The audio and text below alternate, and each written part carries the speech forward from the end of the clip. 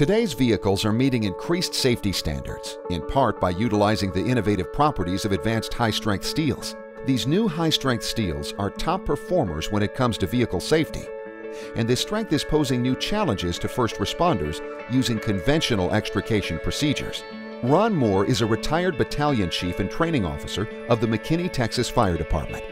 He's also an expert in extrication techniques and training, and he travels the country making sure first responders have the knowledge they need in emergency situations. To help meet their goals, first responders need the latest information on the new advanced steels and their role in vehicle collision and occupant protection. And the steel industry is working closely with leaders such as Ron to ensure that first responders can effectively do their job, saving lives. And now, here's Ron Moore. The first thing we'll be doing is taking away the tempered glass. Remember, the patient and the emergency medical person inside, go ahead, is protected.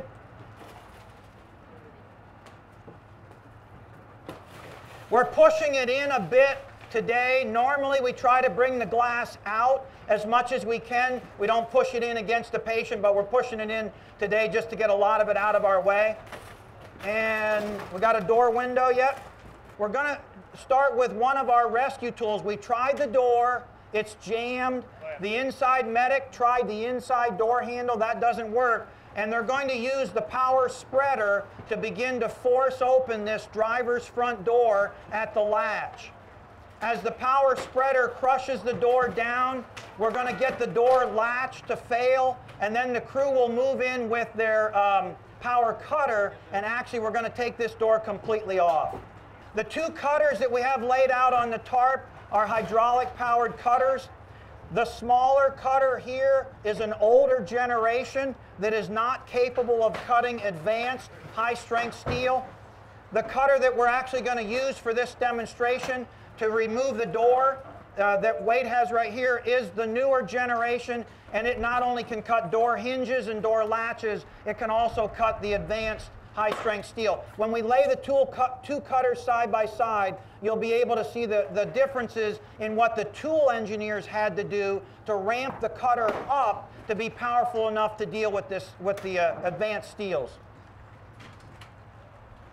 They're going to work on the two front door hinges to get them cut, and any retainer straps that might be there. They're also going to work on cutting the wiring harness, what we refer to as the umbilical cord, and then that door will come completely off. Now, we're going to simulate that due to the patient condition or due to the emergency medical people inside telling us, they also now want the back door opened, and they just informed us now they need the center pillar taken off.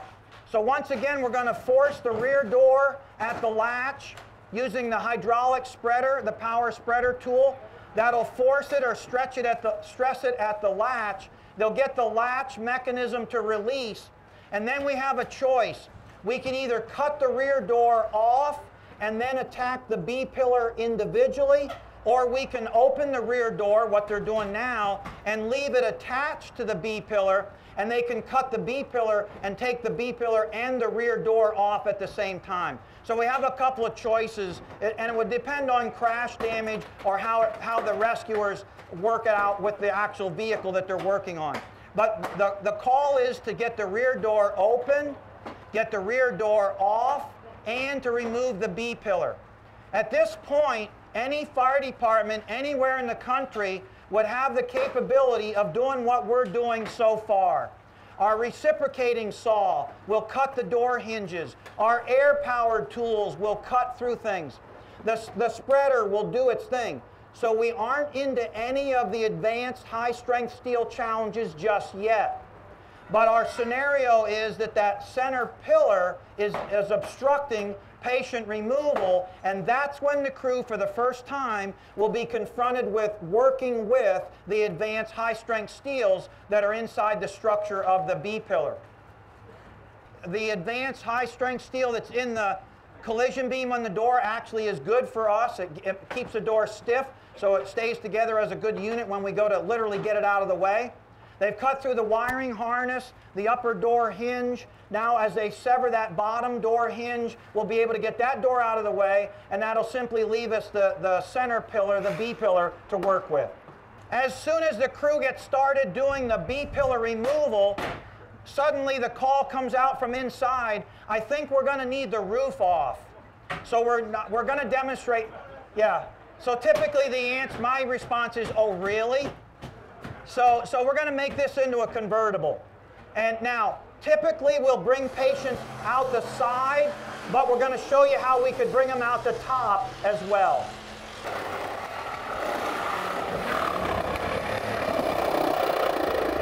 Watch your trigger hand.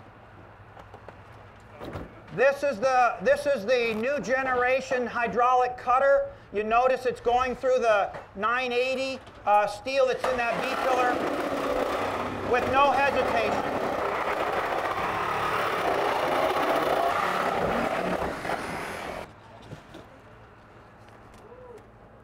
I want to pretend that the occupant driver is trapped due to structure, IP, and the structure that has come back onto him. So this is a scenario that we're going to work through where we're taking the base of this A-pillar, the front door hinge area. We're going to make some very strategic cuts down in this area to create a notch. Then we're going to use our power spreader as a lifting tool, and we're going to essentially try to lift steering wheel, steering column, pedals, instrument panel, and that front structure up and off of this simulated trap driver. The cutter that we're using again is this larger one with the thicker blades. It is the newer generation designed to cut through the stronger steels. We're going to make some strategic cuts down low in that area, and then we'll use the power spreader that opens in an arc. We'll use it in a notch that we create to do the lifting action.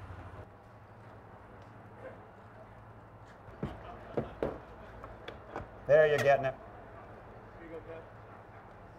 Stay right on it now, and then we'll see if we get the break that we want. Oh, there you're getting the access.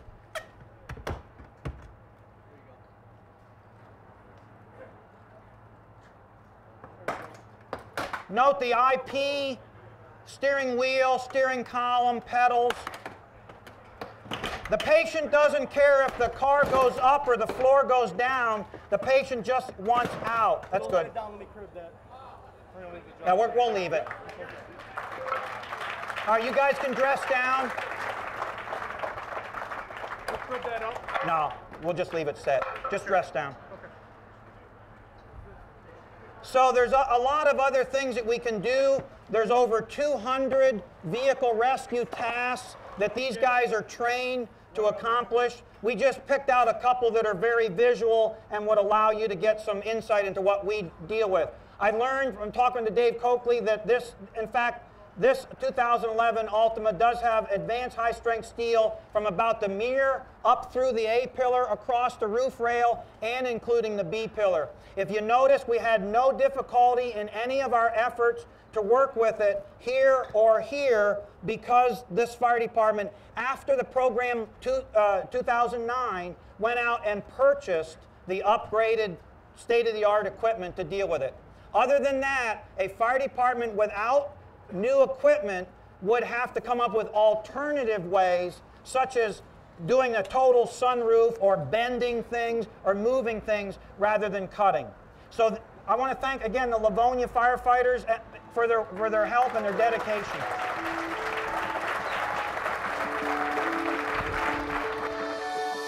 New advanced steels make for stronger, more crash-worthy vehicles. And with automotive designs which integrate new advanced steel alloys, occupants are less likely to be injured severely. When rescuers do find themselves in an extrication situation, it's imperative that they are prepared. And by working together with the steel industry to meet these new challenges, we will be. Steel, a sound, sustainable investment. Today, tomorrow, and beyond.